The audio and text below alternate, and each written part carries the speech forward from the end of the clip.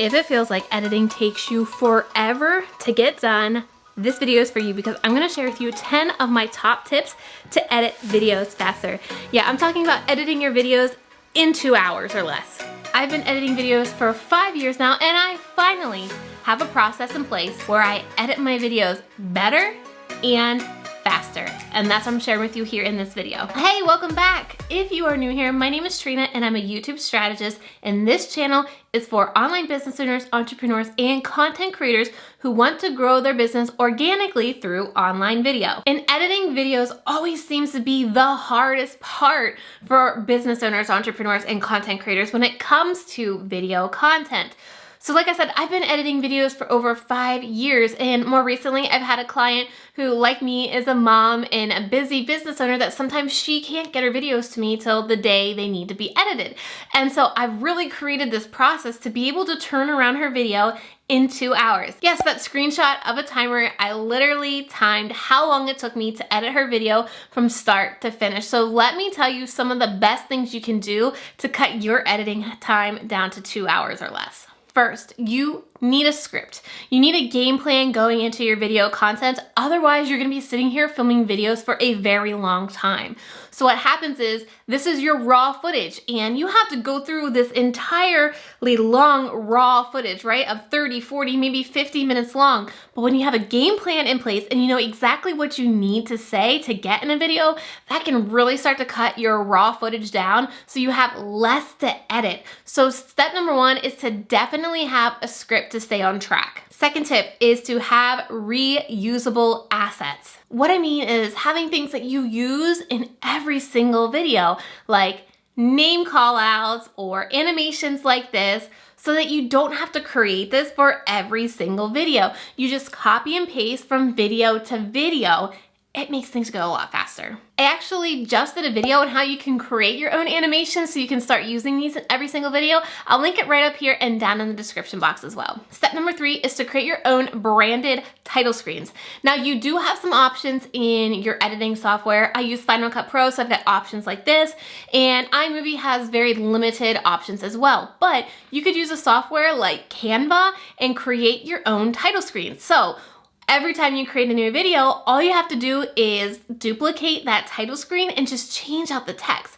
That keeps your video branded so people, when they watch it, know it's your video, and all you have to do is change out the text. So again, you're not recreating the wheel for every single video that you edit, and you're adding these extra pieces to really make your video stand out and look professional. Next tip is creating your end card. So you want to really add in an end card on your video like this, so that when you add your end screen in YouTube that people can click on, you're not putting that end screen over your face, and you're also letting them know with text on your end card to click and watch this video or watch some more content. So again, I use Canva for this. Canva has a lot of great graphic options, and I literally use it for just about everything in my business.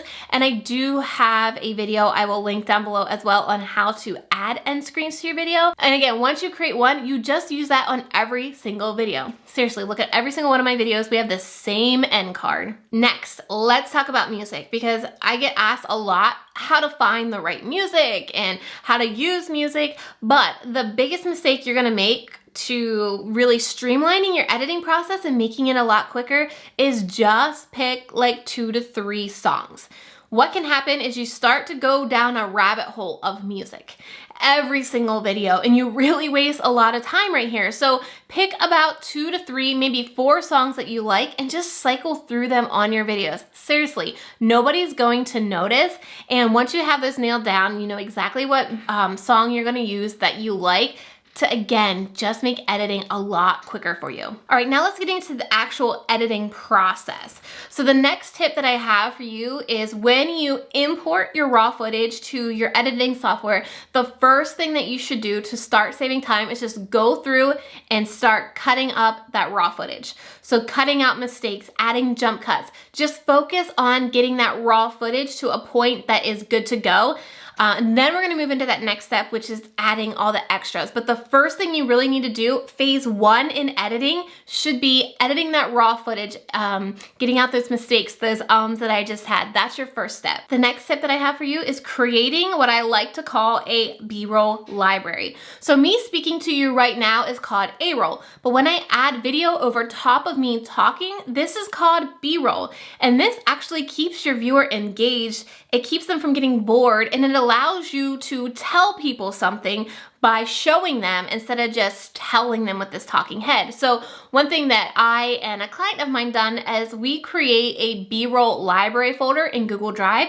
These are things that we tend to do all the time in our videos that we can use over and over again. So for her, she has working on her planner, typing on her desk. I also have similar B-roll footages as well in a library so that I can use these clips over and over again. Yes, just because you use them once doesn't mean they're done, but it gives your video more personality. It gives your video more of a storytelling element, and it keeps your viewer more engaged. The next tip that I have is learn your software's shortcut keys.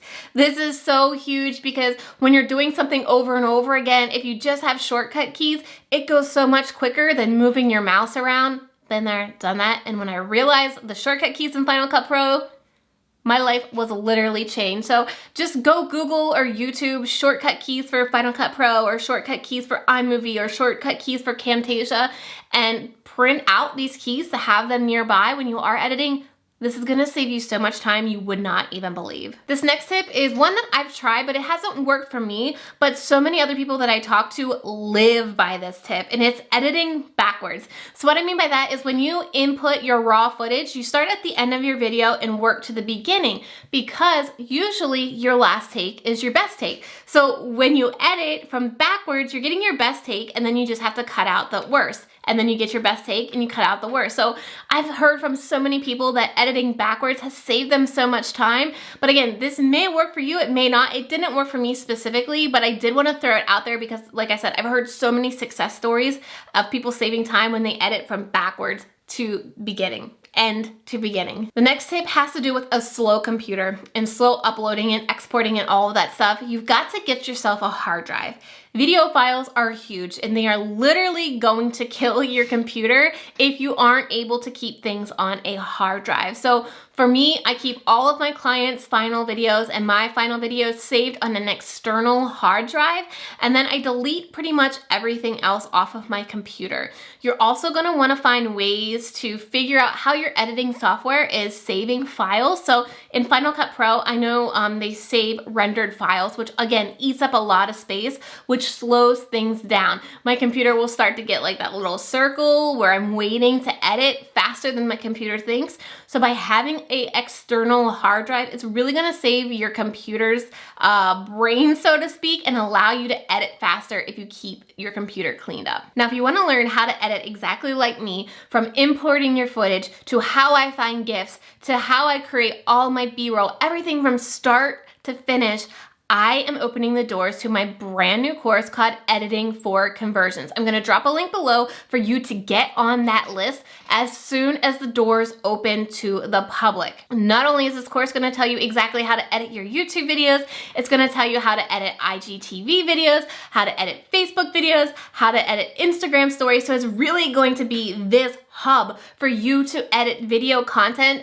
to allow you to use more video content using the software Final Cut Pro. And don't worry if you don't have Final Cut Pro yet, I'm also gonna provide you a link to try Final Cut Pro for 90 days for free. So you can test it out, start saving your money to buy Final Cut Pro, which is $300 after your 90 days. So if you're excited and you want to be the first to know when the doors open, click the link on your screen right now or down in the description box to get on the list now. And if you want a little taste of what it's gonna look like inside of Editing for Conversions, watch the video that's on your screen right now where I show you exactly how to create your own customized animations for your videos using Canva.